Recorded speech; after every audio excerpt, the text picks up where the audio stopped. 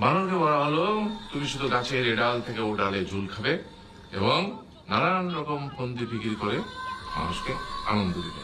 তোমার আয়ু হবে 20 বছর।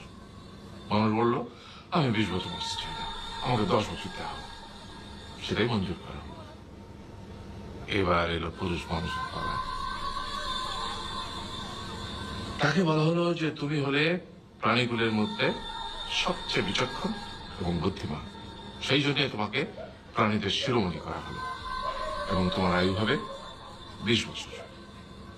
তখন পুরুষ মানুষ বলল, করজোড়ে বলল সৃষ্টিকর্তাকে যে 20 বছর আয়ু অত্যন্ত কম।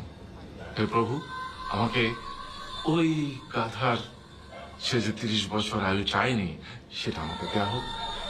ওই যে কুকুর 15 বছর ফিরিয়ে দিয়েছিল সেটাও আমাকে দেয়া হোক। আর যে বানর 10 বছর নেয়নি সেটাও আমাকে দেয়া